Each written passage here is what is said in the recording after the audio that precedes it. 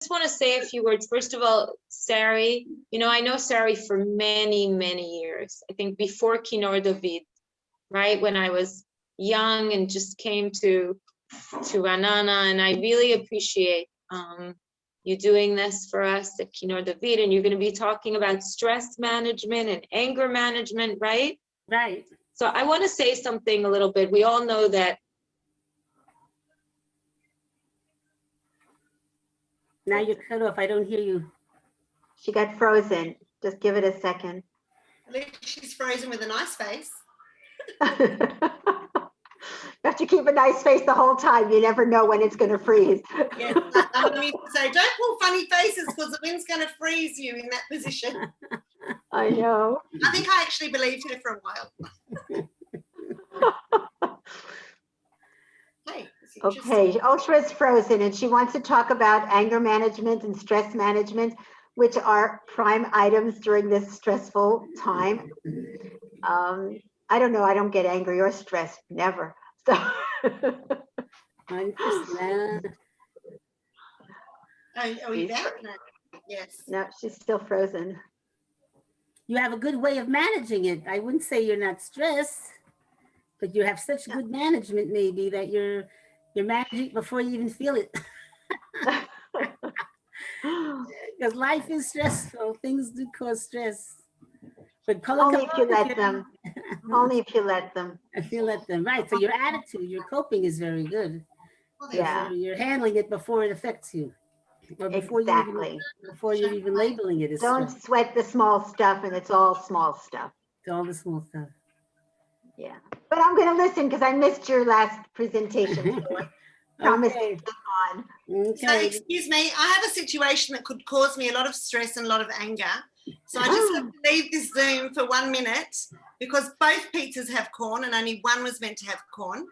And well, that sounds like something to get really bent out of shape over. Seriously, first world problems. So I'll be back in a minute. Pick up the corn, for God's sake. Oh my goodness. So, Sarah, what I suggest that that you should start. Well, Shuli was going to introduce me first, so we have to wait for her. So was Oshra, and Oshra got frozen. I know, but we have two situations here. Unexpected. Shuli is coming back in a minute, right? As soon as she picks all the corn off or complains to the pizza place for giving her the wrong pizza. I think, give her 1 minute because she wanted to introduce me, I know. Otherwise, I'll have to introduce myself. Okay, I'll introduce you. This is Sara Silber. She's an amazing psychologist who knows how to counsel children and adults in all kinds of problems that come up in everyday life and living. And she usually has a good answer for how to deal without falling apart. And we go way back because Sari helped me with one of my girls, at least one of them, years ago, and made a difference in our way of approaching trauma and drama and keeping it all in perspective and remembering that we can keep moving through. My own perspective is that it's all just a sentence in a chapter in a very long book that we're writing. Wow. Good. I couldn't ask for a better introduction, Phyllis. Thank you. Go for it, woman. Thank you.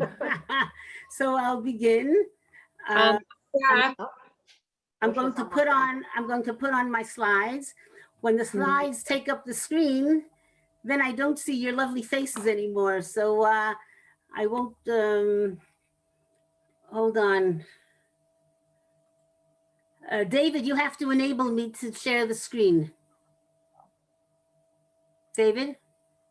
Yes, done. You have done? Okay. And while you're sharing your screen, I'll mute everyone else while you're speaking. I don't think you have to. I mean, you can. Yes, okay. Yes, it's better. When I ask a question, then you will, as we said, call on them. And they will answer because I do not see their faces or names once I put on this on the. I want to say sorry about that. That my internet was disconnected all of a sudden. So I'm now on Svi's phone. But it's okay. I don't want to stop you. So Sara, you continue. I'm just back. Okay.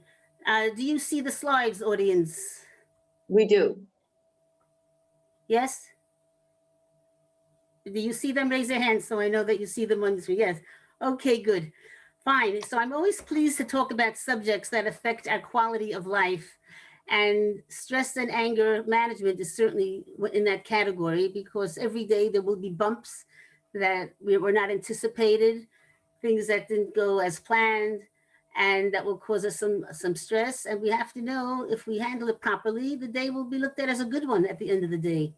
And if we handle it badly, we'll feel grumpy and get moody and will not feel that we had a good day. So it affects us day to day.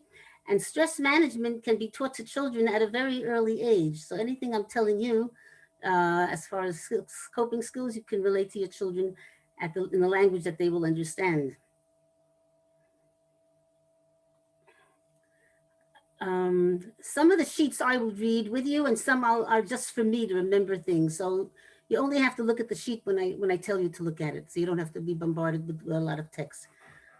Okay, so stress and anger management can be relevant for small children, teens, parents, couples, and families. And stress is caused by people and by situations. It's actually more difficult when it's caused by a situation, because when it's caused by people, you can decide how to react to them, how to talk to them, and have some plan. When it's caused by a situation and you cannot be angry at a face, it's more difficult to deal with, and you feel more lack of control. Now, why is it important in the first place for anger to be expressed? The psyche is an independent entity, and it will insist that you call it as it is. If you try to camouflage it, disguise it, repress it, it will show you that something is wrong by doing something that causes you trouble. It could be depression, sleep disorders, irritability, interpersonal problems, physical symptoms, bad dreams, plus other symptoms. So if you acknowledge it and then let yourself express it in some way, the psyche is pleased you've acknowledged the truth. If you try to hide it, it will say nothing doing and cause you to see that there's something wrong. It's sort of like the old-fashioned kettle that used to have the spout, and you put it on the gas and the steam would come out of the spout. And if you tried covering the spout, anybody remembered what happened then? The top would pop, right? The pressure of the air. It's like you couldn't keep the steam under control without giving it a vent. So it's very similar with anger. So here's what we will talk about today. We'll look at the page. 1, how to recognize red zone signals. There are body signals, thought signals, and action signals. We'll discuss them. 2, how to express the emotion physically. 3, how to calm down. 4, self-talk. 5, analyzing your anger from obvious sources. 6, decoding subconscious triggers that are not obvious. 7, solving the problem that got you unnerved to begin with. So first we'll look at the page, recognizing signals of stress and anger. What goes through your body/mind when you start to feel angry or stressed? So these are the 3 types of signals that I mentioned: body, thought, and action. We want to detect these signals early on and be proactive before the intense feeling overwhelms us and becomes too strong to control. Here are examples of body signals. Look at the page: increased heart rate, feeling hot, sweating. These are examples of thought signals. Sometimes it's negative talk about yourself, things such as I hate myself, I give up, I'm so stupid. Sometimes it's negative thoughts about others. I hate him, I hate the world, people, everyone. And these are action signals. If you're doing any of these things, you've entered the red zone that you know you have to start taking action.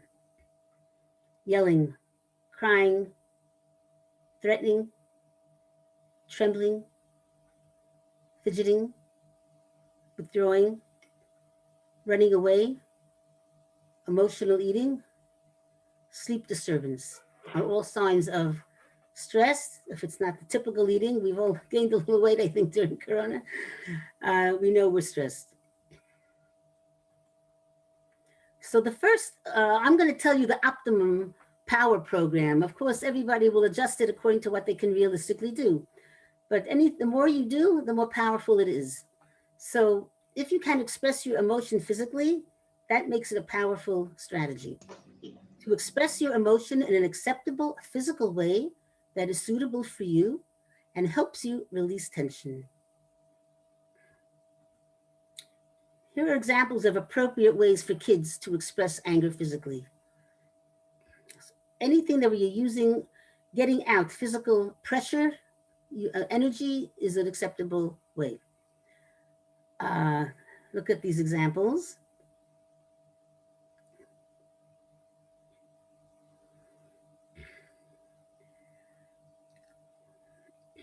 And we define that these are not acceptable.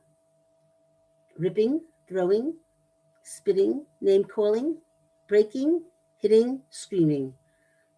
And when parents come to me with children with problems with aggressivity, so we make 2 corners in the house. We have one corner, which is the anger corner, where they have legitimate ways of expressing their anger. And we talk about what activities they can have ready-made, ready to go to, that the child can right away go to calm down. The boxing bag is the best one, I feel. It really does the trick right away. But these are all good. And at the same time, we have a timeout corner where he has a consequence for unacceptable expression of anger. If he's hit his brother, ripped up the brother's papers, any of these things. So we have timeout technique, which is a very specific timeout technique. It's not just saying go to your room. It's Barclay's method, timeout. He's the expert on this, the world expert, and I follow his technique. So this is explained to the parents how to do that properly. It's usually 2 minutes for every age of the child. Child that's 5, but less for the younger children. Once the child is 6, he'll get 12 minutes, 7, 14 minutes, like that. Now, adults also would be optimal if you could find and develop and have set aside an anger outlet for yourself, ready to go to in your apartment. Some of them are easy to do, as far as not having to go out. The jumping you can do.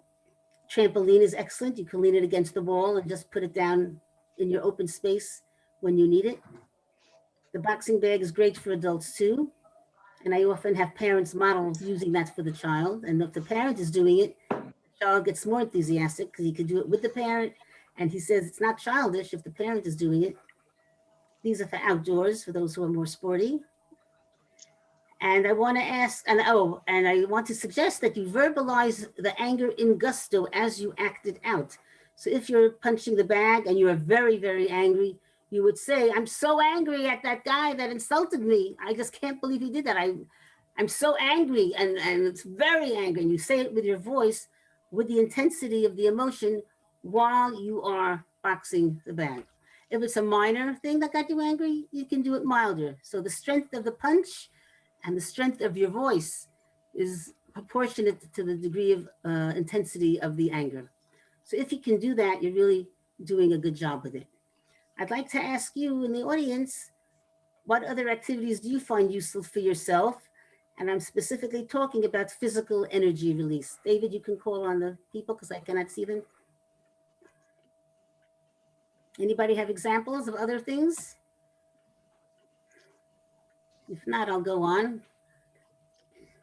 I go to the piano. Oh, piano is certainly a musical expression. Would you call it a physical outlet? Is it, or unless you're banging it, then it would be in that category. Do you have any concert that's really in gusto that you could bang and not bother your neighbors? There's music for every emotion. Okay, in this particular page, we're talking about physical. If you're to use a lot of energy in the actual physical act, when you're punching, slamming, hitting. So piano would be fine if you're really doing it like this, hard, okay? There's plenty. Sari, I would say that I clean. When I'm really angry, my house gets extremely clean. I will scrub tiles, scrub floors, do everything that I hate doing, and I will do it with gusto. Okay, and are you doing it? It's not necessarily anger, but it's like just so much pent up energy. And Okay. it Are seems you to doing do it with a lot of movement of a strong? lot of gusto, a lot of gusto. You Okay. should see me throw things around. Okay, good. Very good. So that's another idea. Now I it's just want very to say that it could be a positive thing, like actually cleaning and scrubbing and throwing all the pots out of the drawer and rearranging them and putting them back in neatly. It's a little Okay. OCD, but it works. Okay. It fits the requirement if you're doing it with gusto. And now She's welcome to come to me when The she's four- angry. very good idea. Especially before Pesach, this could be a good way. That's right. I don't need a cleaning lady. You're welcome. Okay, so after we've done that, it doesn't really, this is the order I'm finding is the optimal order, but if it doesn't work that order, you could change the order. First, the physical outlet, and then we want to calm down by one of a few ways. So counting to 10, that one you know. Deep breathing is a certain way of breathing that is very more effective than just the counting to 10. You're taking in, and I'm going to demonstrate, you're taking the air to the count of 4 through your nose, and you're feeling your stomach inflate while you're taking it in very deep down to the stomach. And then you let it out a little bit slower to the count of 5. So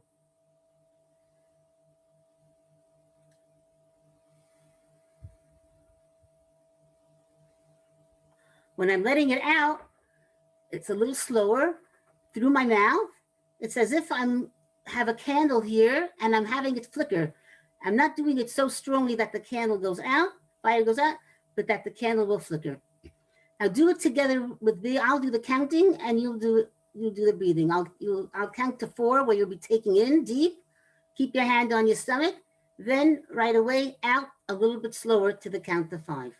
Okay, and 1, 2, 3, 4, out. 1, 2, 3, 4, 5. Again, in. 1, 2, 3, 4. Now out through the mouth. 1, 2, 3, 4, 5. There's actually scientific evidence that shows that this type of breathing causes chemical changes that are conducive to healing. And it is used in hospital patients as part of therapy many times. So it's very good to know that 3 of those in a row is doing something very good for you and doing good chemical changes, which will help you relax. It's not the typical breathing we do every day. Like we're doing now, the air is going till here. When we're doing the deep breathing, it's going all the way down. And that exchange of oxygen and carbon dioxide at that deep level and the slower release of it is a very good thing. Besides helping you relax, it's a good thing for your body. The next technique is muscle ragdoll technique. So first I'll demonstrate it and then you will do it while I give you the clues. So in the muscle contraction, I'm going to move back a little bit. We try to make ourselves into a tight ball, as tight as we can. I'm gonna take this off so this doesn't fall off. I lower my head to my chest, put my arms near my body, my feet are together. I curl my toes, I curl my fingers, I wrinkle my forehead. I'm pushing my head down as close as I can to the knees. And I'm just as tight as I can be. I hold it. 1, 2, 3, 4, 5, 6. And then I release and do the exact opposite. I shake it out. I go back, move my toes, move my fingers. And while I'm in this position, I'll do one of those deep breaths that I just showed you.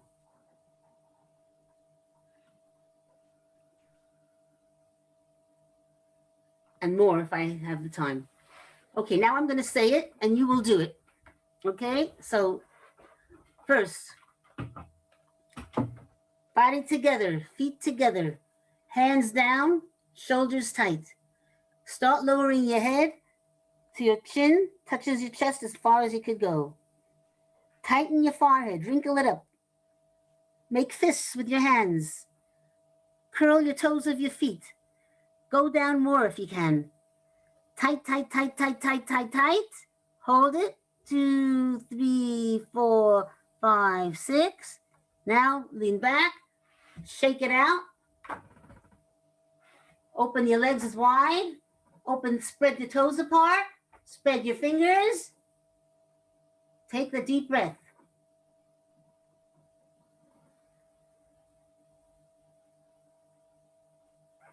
Okay, we did only one breath now, but I would do 2 more when it's actually happening. Could you feel the difference in the contraction and the relaxation and the good effect of it? Raise your hand if you could feel that. Okay, good. The next technique is visualization, where we're bringing up a memory of something that was very, very pleasant and relaxing and enjoyable. It could be a real experience that I had. It could be a fantasy experience. It could be something I read in a book. It could be something somebody else told me that they did and was nice. I prefer something that I actually did, because then I can bring in many more details from my real experience.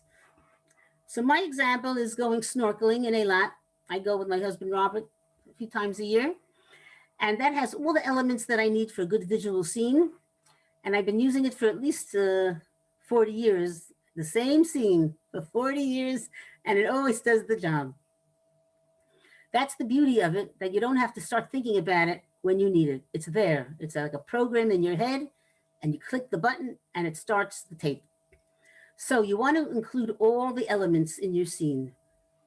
So visual, I visualize the pretty beach, the palm trees, the blue water, the white sand, the umbrellas, the boats in the background. That's the visual. I do it with my eyes closed, and I'm trying to get those elements in place in my mind's eye. Then the auditory, what do I hear? I hear children laughing. I hear maybe a motor of a boat in the way background. Maybe I hear a lifeguard yelling at somebody not to take out the car, stuff like that. Then I think of taste. I'm tasting the watermelon I had before I got in the water. Now I'm picturing myself in the water. There's also the sense of smell. Maybe I smell the salt. So I'm adding that to the other stuff that I already put in place. Texture, I'm feeling my bathing suit, the special fabric of the water suit. Temperature, I feel the cool water that I'm in, and yet the warm sun on my back. So those are at least 6 senses. And if I finish those and I'm still in a situation like in a dentist chair or getting a blood test, I go back to the beginning. Round robin, I finish the last one, I go back to the visual. I could use the same one I said before, or I could add. I'm really concentrating on trying to get all those elements in place and having that memory become as vivid as possible so that I can really live it as close as possible to the actual experience. And the value of it is enormous. The chemical reactions in your brain when you visualize something like that are the same as if you're actually doing it. Now that is quite amazing. As far as the brain is concerned, just reliving it and enjoying the pleasantness and all the details, and the more details, the better. It's as if you're actually doing it. And so this is used to stimulate the good hormone secretions in your body with hospital patients. And visual imagery is a very important part of any hospital that's using alternative medicine techniques as well as the chemical treatments, especially in cancer patients. So I want you to, each one of you, take a minute, think of what scene you will use. I want you to leave here knowing the next time you're stressed, you know what to do. So you know about the first few we talked about. Now think of a scene. All the senses, and you can think of mine as the example of the visual, the hearing, taste, smell, texture, temperature. Okay? And it's a good idea to write a script. I tell my clients to write a script. I do that with them in the session. We actually write out a whole script. I had one person who used a scene in a sauna. And so he had all the elements of the visual, the auditory with the soft music, the smell was the nice scent of the lavender they put in the candle to make this nice aroma, and the silky sheet that was under the person, and all the elements. So find one scene, write out your text, read it once or twice just to like memorize it. It should be like Kriyat Shema, that you know it by heart when you need to use it. And that's your image for all stressful situations. And I got to tell you, I was using it while I had the vaccination, and I didn't even think she vaccinated me. I started doing it before she actually did anything. And I said, "Are you sure you did it?" And she said, "Yes." I said, "Okay." I was really a little uncertain. And the next day I was actually gratified when I felt the sore arm. I said, so she really did do it. It worked too well that it caused me stress that I thought I didn't have it. Okay. Additional methods now now we can look at the page of emotional expression and calming down. Dance, therapy, or dancing, music, like Gila said, art, and drama. These are all helpful in expressing our emotions, but are not a substitute for the physical energy release unless it is done vigorously, like in Zumba. They have their own pluses, but if we want to add the physical release, those do not do it unless you do it vigorously. Okay, 1 second. The next technique, which is very important, is helpful coping self-talk. What I say to myself, how I program myself after I'm stressed so that I will react in a milder way. Let's look at them. Take it easy. I can handle this. I'm going to be all right. It's okay if I'm not good at this. I'm sad that friend doesn't want to be with me, but many other friends do want to be with me. I'll just try my hardest. Quick recovery. Quick recovery is a great one. I use that almost every day, I think. It's such a great message. It's only 2 words, but it encompasses a whole bunch of sentences, which goes like this. Too bad that happened and made me feel bad. Or too bad that happened and it put a damper on my day. It is not good that it started that way, my day. I wish it would not have happened, and it's causing me frustration. I will think of how to deal with it so that it doesn't ruin my whole day. I need to figure out what to do and put it behind me as quickly as possible so I could move on to the next thing. I will have a quick recovery. And it's best saying that all to yourself as your immediate reaction when you're stressed. Right away gives you a sense of a program and how you're going to handle it. And then you follow along with the program that you just gave yourself. I'll think what I have to do. I'll move on. I'll put it behind me. I'm admitting the feeling right away. The first line is, it's too bad that happened and I feel bad about it. I couldn't help it. They couldn't help it. The world couldn't help it. But that's the situation. I need to deal with it. And what do I need to do? The best I can, and move on as quickly as I can. And you'll find then, once you've compartmentalized it into a little rubric, that's the first hour or 2 hours of a certain part of the day, but you're not letting it take over your whole day. And that's the trick really of managing stress and anger. You can't eliminate it. You want to compartmentalize it into a very small square of how much of the energy it took from you and how much of the day it undid for you.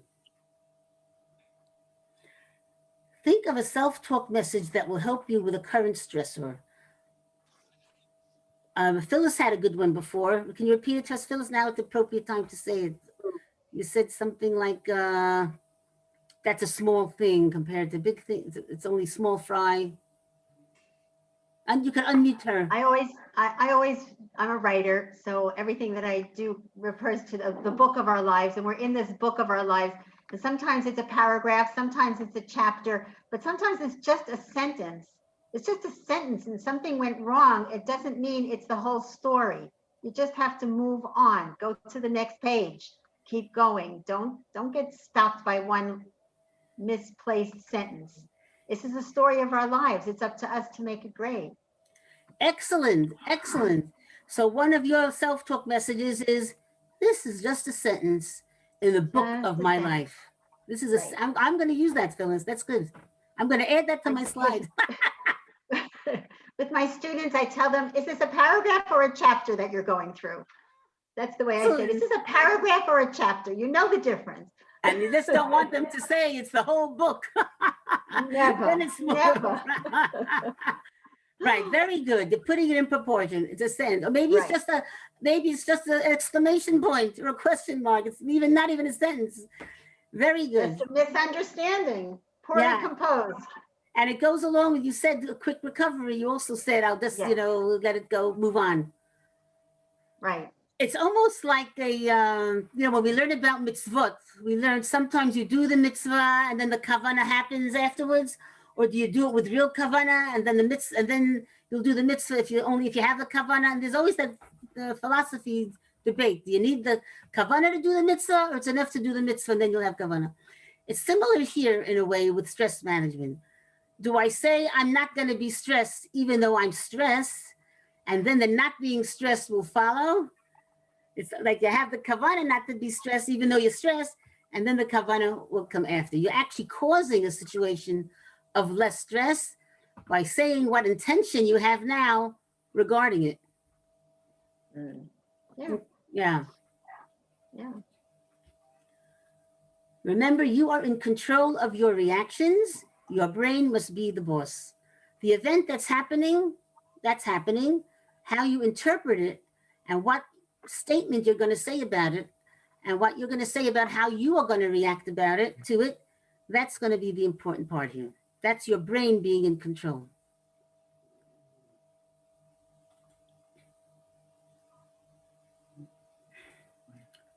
So we have identified the signals of the red zone with the thought, action, body signals. Then we got out, hopefully, some physical outlet in proportion to the amount of anger. Then we calmed down by one of the techniques we just spoke about. And now we're we're normal and feeling pretty okay. Now we have to analyze the anger. What do I do about what got me angry in the first place? If we don't do that part, we're not going to really cope well with the situation then or next time. So we want to locate or analyze the root of the anger. We want to find a solution to the problem. Look at the page, an example. If someone offended you, you want to decide, should I talk to the person who offended me? I could say it in a humorous way.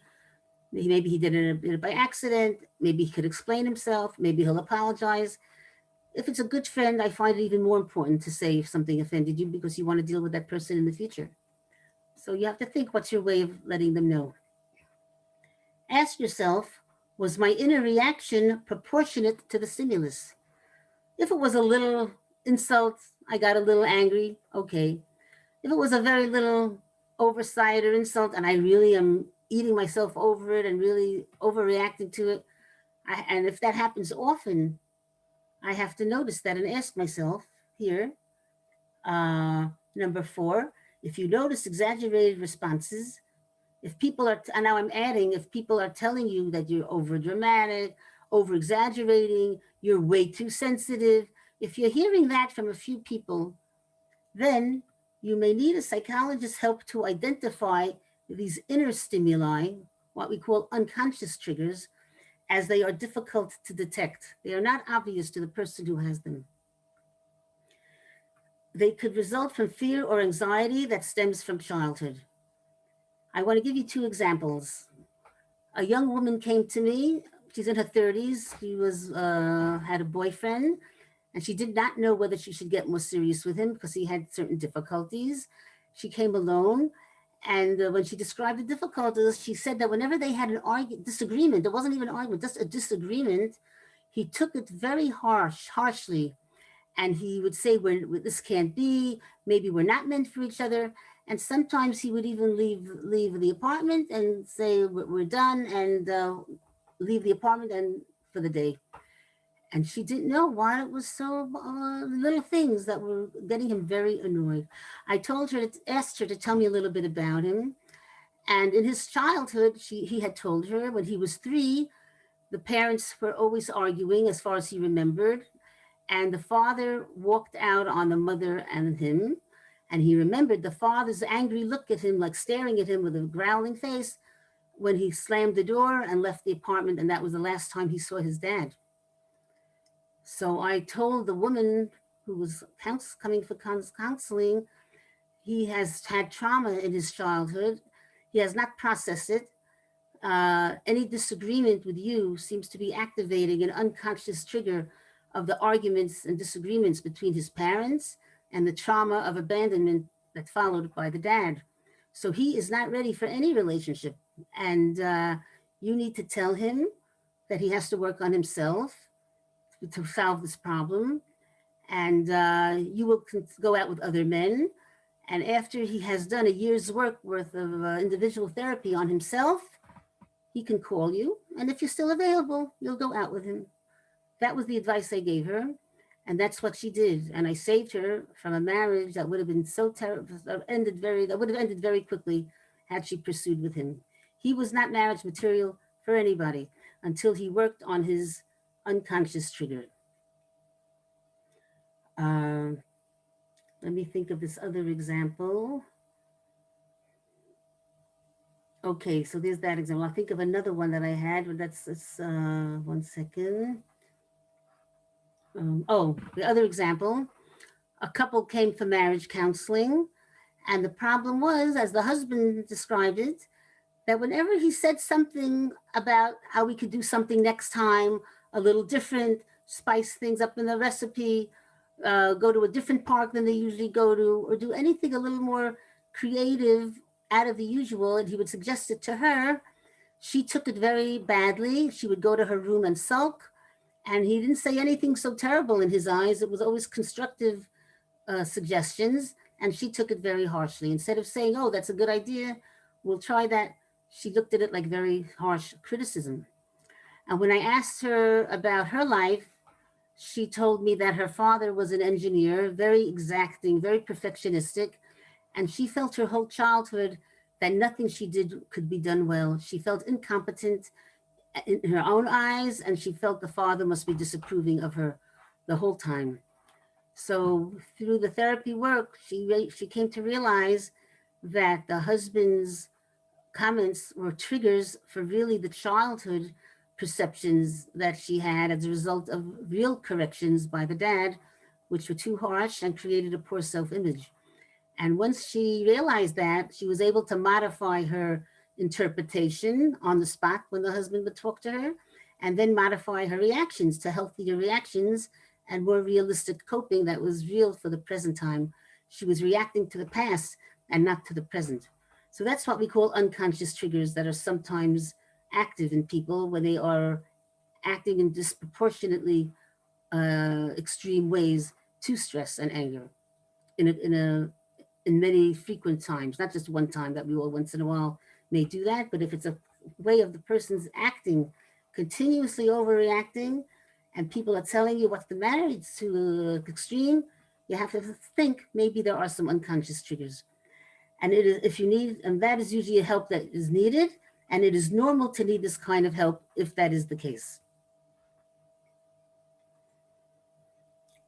Now look at the page, decoding subconscious triggers with professional help, if that is needed, if you've come to the conclusion that there is something there and you need that help.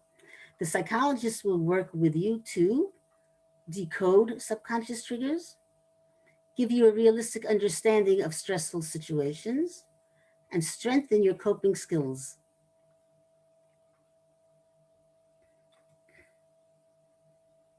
So the long and short term, look at this page, the short and long term effects of decoding subconscious triggers with a professional, realistic understanding of the situation, better coping methods, finding better solutions to issues, more control of realities in life, a better sense of security, more fulfilling and healthy interpersonal relationships, all leading to higher and better quality of life.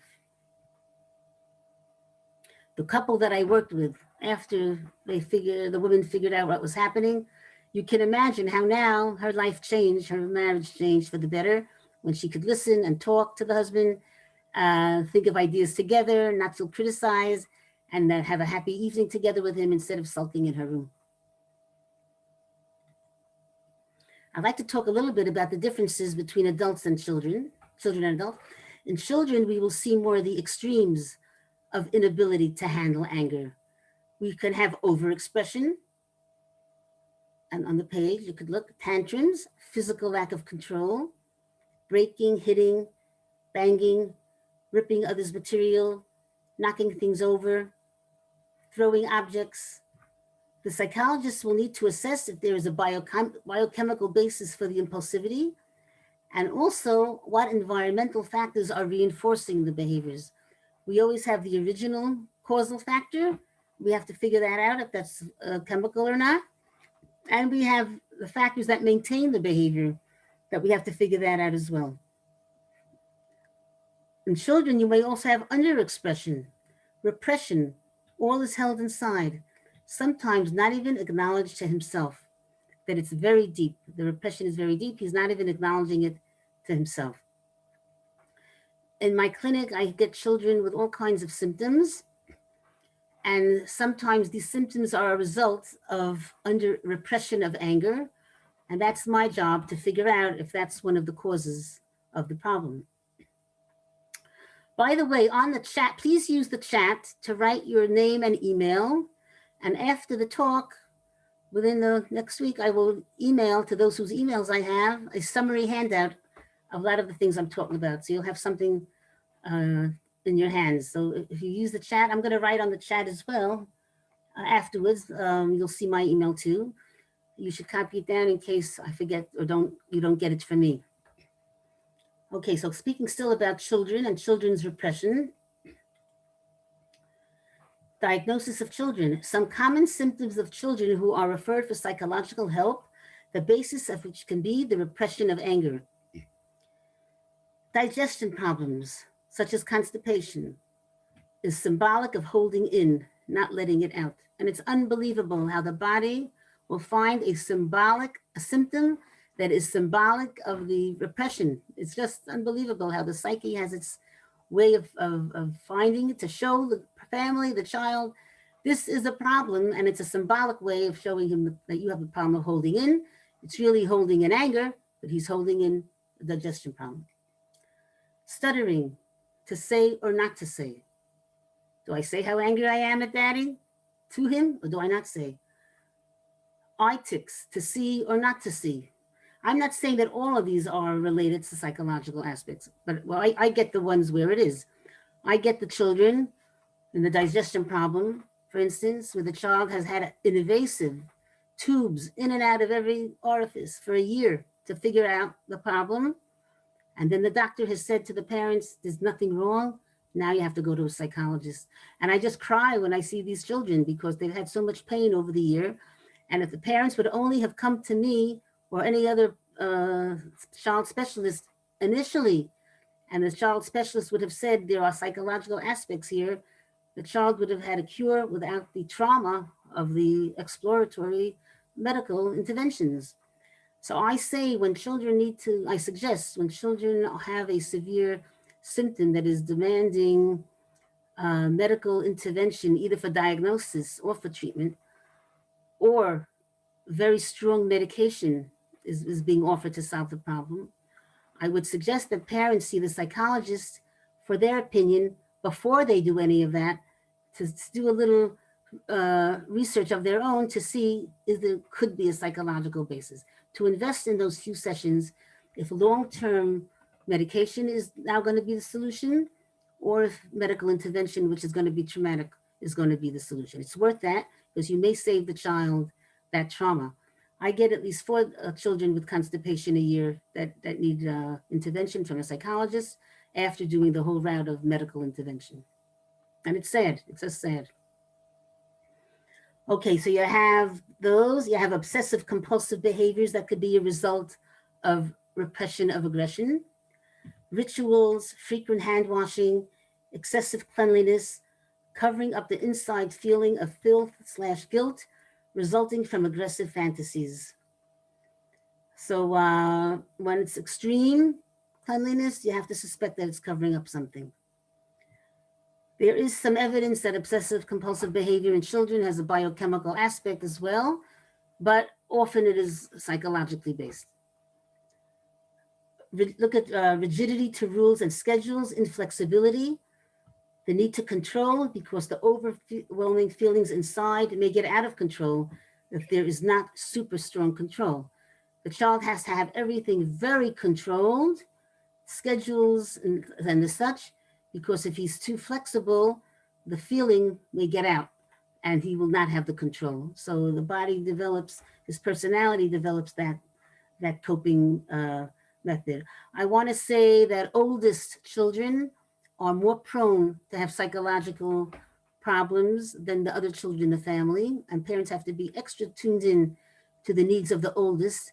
Usually the oldest has to be more responsible, let the others touch his toys, go in his room, give it up, give in. You're the oldest, you have to be the big brother. They're hearing that way too much. The oldest child also has to have protection of his space and property, a locked closet in his room for his Legos that he doesn't want anybody to touch. He has to be able to say, you cannot play with this, it's too delicate. He has to be able to say, you're not allowed in my room now, I'm busy doing my homework, and close the door. And he has to be able to exert his rights. The Who's Who talks about famous people in America, that was written a while ago. 50% of the children in Who's Who are oldest, that they've lived up to parental expectations. And 50%, and that's way above their number in the population. They're not 50%, but 50% of the high achievers were oldest. And on the other hand, 50% of adolescents in mental health clinics are also oldest children, that they cannot live up to the pressures of being the oldest and what parents expect of them. The oldest child is modeling himself after the parents and striving in that way. The younger children are modeling after the oldest child. So you have to be extra sensitive to the oldest so that he doesn't develop symptoms, that he's allowed to express anger as well. He, as well as the other children in the family, should be able to say, I hate him right now, get him out of my room. And he should not be felt that he's bad or not good or will be less loved for saying that. There are moments when you love and there are moments when you hate. The age of 5 years is the age where integration, which is a psychological term, has to be accomplished in the child. It's a psychological process where I can love and hate the same person at the same time. So this is an important developmental function, and any psychologist evaluating a child with symptoms will look in the evaluation and his techniques to see, has that been achieved? Another thing not mentioned here are fears. One second. Fears is also an outcome of repressed anger. The psyche is turning it around. It's not me that's bad and angry, because that's too dangerous and anxiety provoking. It's the world that's dangerous and bad. So if the world is dangerous and bad, then I have to be afraid of it. So fears are the opposite coin often of repressed aggressivity that the psychologist will detect and then try to treat. How do we treat the children with repressed anger? Luckily, the solution is fun, playful, pleasant, and very short term. The kids with the digestion problems needed 4 sessions for their problem to be solved. In play therapy, the child can express aggressive thoughts and actions in a symbolic way and with all his defenses falling down. This child is punching the dad symbolically, and the dad is still playing with him. It is a playful interaction. As far as the psyche is concerned, it's doing the job. The boy doesn't have to say anything verbally. The fact that he's expressing some anger in a symbolic way through the play is enough. He's admitting there is aggressivity and anger, and his symptoms will subside in a few sessions. It is really amazing. While I'm in the field practicing over 40 years, I am constantly amazed. Each time I say, wow, it's like this works. And I'm amazed, even though I should know it works, it's still amazing. Here too. This looks like a very innocent puppet play. The boy has symptoms. His puppet, the wolf, is now chewing on the bunny. He's very happy. The mother's playing. I tell the parents to follow my cues in the play. I'm a strategic play therapist, which means before the session, I have in my mind what goals I want to accomplish. So I will lead the play. I start off with what the children start off with, and then I veer the play to accomplish what I want to accomplish. So in this play session, if I say my goal is I want the boy, if he chooses to use puppets, to express aggressivity to the mom, I will veer the play in that direction. So here he's doing it, and he's accomplishing it. He's not saying anything. It's just play. They could laugh about it. And this is the therapy for his repressed anger. Here too, sometimes you cannot believe how much aggressivity comes out in the play of a little boy who could be so timid, shy, and fearful. And he becomes a different person in the play, and he's getting it out, and the psyche is happy. Dance is a good means of therapy as well. This therapist could be asking the girls, give me a pose that will show how you feel when your little sister comes into your room without permission and starts putting on your clothes. Look at this one. They're getting it out.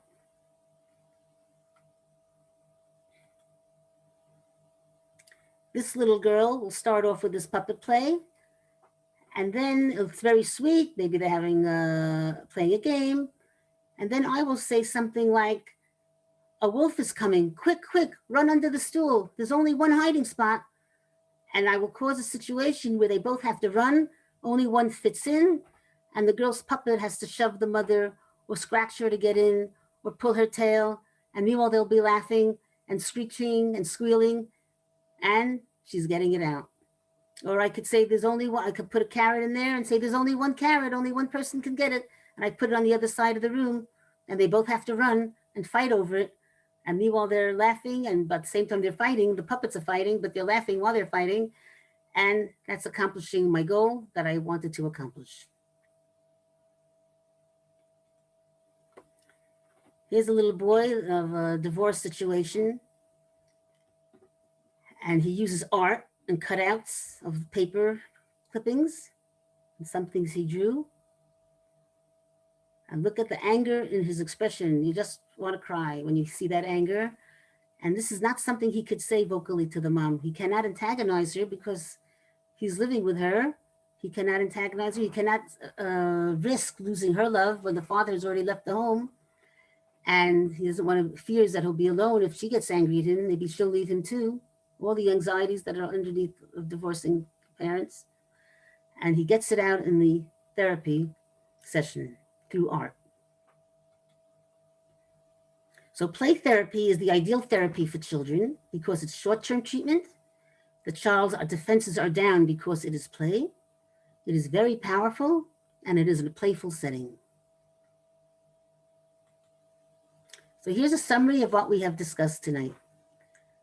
The importance of acknowledging our stress and anger, identifying signals that show we are now in the red zone, options for physical expressions of stress and anger, ways to calm down, including deep breathing, muscle relaxation, visualization, that was with all the senses, and self-talk messages.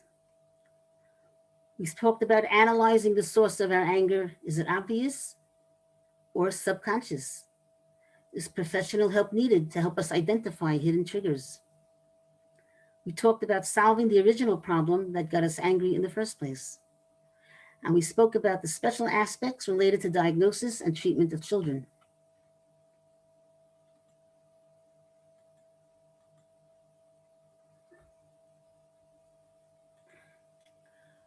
So this is the end of the talk. I hope you got some tools. And please write your name and email on the chat so I will be able to send you the summary handout.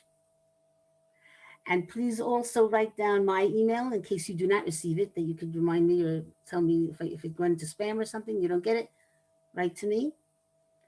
And I'll be glad to keep in touch with you. I'm going to now close. I'm leaving this on another minute.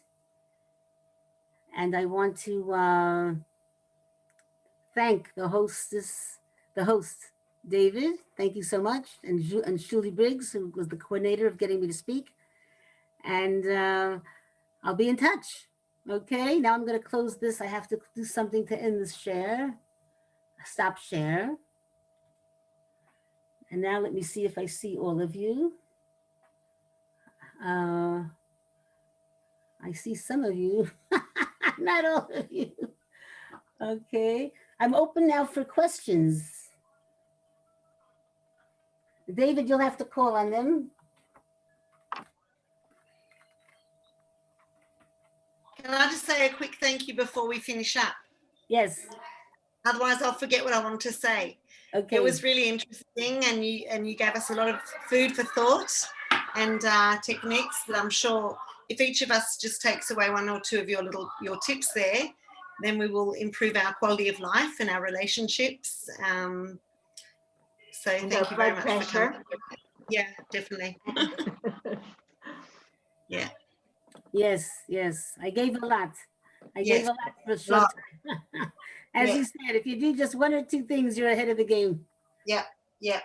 But try, I suggest to do everything right away. As soon as I learn something, I apply it because I have more confidence that I remember how to do it.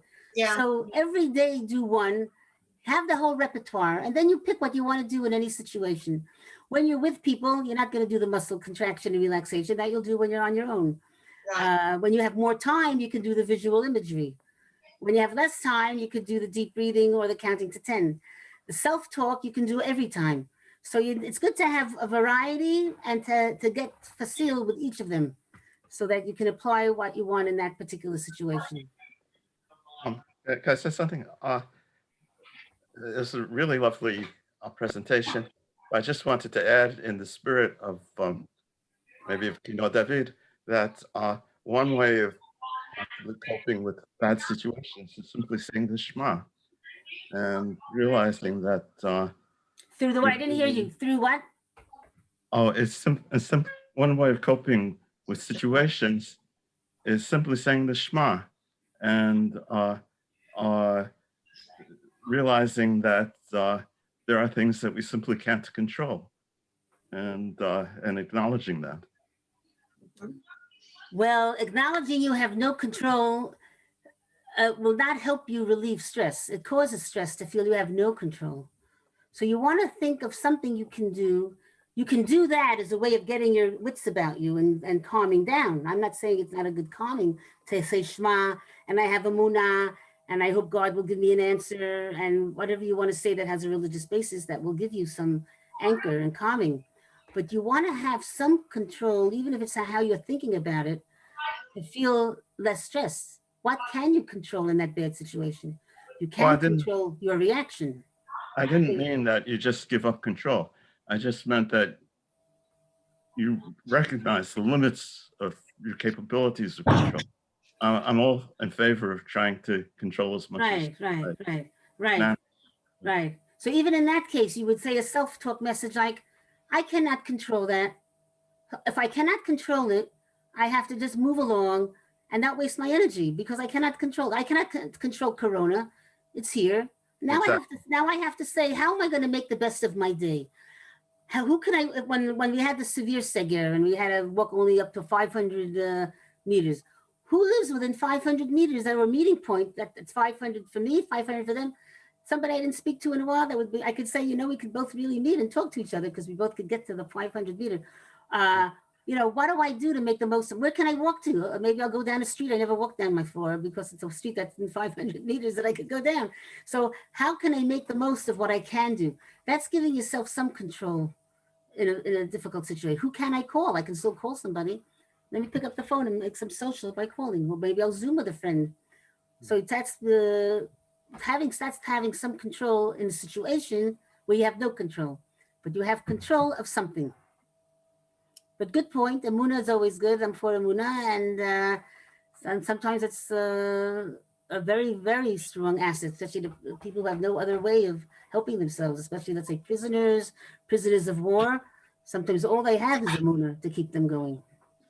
Yeah. Any other questions? How do you? Possible, will it be possible to get a link to the recording? Yes. Thank you, Tui. Thank you, Sarah. That's wonderful. Thank David. He handles that. Terrific. I have a small question. How can you convince someone who you see that he has unconscious triggers, but he doesn't realize it himself, and he doesn't want to see a psychologist? Well, anyway, you're talking about in the capacity of a friend of that person? Yeah, or relative. Well, I approach people like this. I say, I love you and I want to help you, but I don't want to give advice if you don't want it. I have something very important that I would like to share with you. Do you want to hear it? Do you want to hear it? Now, you're not pushing yourself on him. So he will say either, no, I don't want to hear it. And then you'll have to wait to another opportunity and ask again. If to tell him something, but he doesn't want to hear it, you're going to work backwards. He'll become resistant. But if he wants to hear it, even if he says he wants to hear it, the next thing you say is, I want to tell you something. I don't know if you like what I want to say, but I really think you need to hear it. Do you want to hear it? So now he's getting more prepared for hearing it. And then he has to like beg you to hear it. He has to like beg you for the information for you to tell him. And at that point, he's receptive.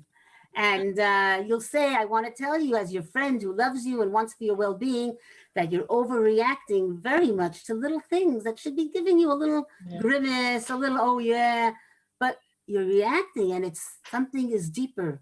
There's something deeper that's making you react that way. And I really think you need to think about if you need help with that, to figure that out, because you are unhappy for more time than you need to be unhappy. We have enough things that realistically make us unhappy. Why are you making yourself more so? So that's the kind of conversation when you want to tell somebody something. First you say, I have something. I love, do you want to hear it? He says, okay, you know, I don't think you're going to like what I'm telling you, but I think you really need to hear it. And then he really wants to, out of curiosity even, he wants to hear what you have to say. But at least he's not fighting you. I often have a situation like that when parents come to have the child evaluated. Is the child ready for first grade? That's why they're coming to me at the end of kindergarten. And in the course of the evaluation, I see sometimes emotional disturbance, and it's not what they came to talk about. I might see a grotesque figure drawing or a very bizarre story to something that should not evoke such a story, with a lot of aggressivity and a lot of elements that show there's something wrong. And here, what do? The parents didn't come for emotional assessment. They came to see, is he ready for first grade? And I need to say, in the course of you came just for that. And in the course, I found some things that are very significant, but it's not what you came to talk about. And then they look at me and they say, well, what? And I say, well, it's not what you came for. And I don't think you'll be happy to hear it. But if you really want to hear it, I'll share it with you. They beg me. They have to beg me because I'm telling them something very harsh, that the child now needs psychological help. It's not a matter of first grade or kindergarten. This is more the story. And so that's what you need to do. It's a technique we learn in counseling. Okay, great. We can take one more question, Sarah. Yeah. We can take the last question. Does anyone want to ask the last question?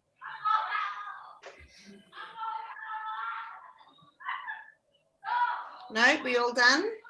Somebody has a microphone on with a lot of arguing going on in the background. Oh, sorry, it's my kids. Yeah. Sorry. I want to say something that I learned only recently. I did get very angry about something with my own husband, and I wanted him to do something kind so that I could forgive him. I wanted him to either wash the dishes or take out the garbage or just do anything nice. But I was still being angry at him. And as long as I was slinging arrows, he was going to sling arrows back. And I could not expect him to suddenly present flowers when I was slinging arrows. So you have to realize that sometimes what we're putting out there is what we're getting back. So we have to turn ourselves over into a different way and say, like, I just want a little kindness. So start by being kind. You know, start by saying something nice. Even if it takes 5 days to think of something nice to say, wait for that to come and then think of that something nice to say. And it turns things around so dramatically just because you are no longer slinging arrows. So you may have an angry feeling, but if you can control your expression of it, you'll usually get better results than if you just like keep on punching. When you punch, they will punch back. When you give kindness, you'll get kindness back. Right. It's also good to demarcate the time that can we now have a truce, so that you're demarcating that till now was the slinging and now we have a truce. And then you say, if it's lunchtime, you'll say, can we have a truce? And then at dinner, we'll say, can we now do something nice? So you need sometimes that transition time that's just the truce, which is nobody's slinging, but nobody's ready to be nice yet because it's too close to when they were just slinging. So that's what I used to do. I say, truce, okay. Right. See you in a few hours, dinner. Then I'll say something nice and try to put it behind. Right. So that could be helpful. Very good, Phyllis. You're a very good coach. I live a lot. Thank you so, Yeah. And I thank you like so that much, one. Sarah. Okay. Thank you, Sarah. So did It was everybody really very well done. Thank you. So I'm glad I thank you remembered very to much. tune in. you're glad what? That you what? I remembered to tune in. Oh, I'm glad. Okay, so I started to record the chat like a minute ago. So whoever wrote their emails till then I got. And if not, write to me and I'll send you the summary, okay? And I'll be in phone. If anybody wants to call me, have a few minutes chat about how they're doing, I'll be glad to speak to them too. Complimentary on the house for Kinor David participants. Thank you. Thank you so much. Thank Be you. well. Bye. Bye. Be Thank well. you. Well, Tack så mycket. Bye. Thank you. Thank you very Bästa much. program. Very Thank you. nice. keep calm and keep Thank cool. you. Bye-bye.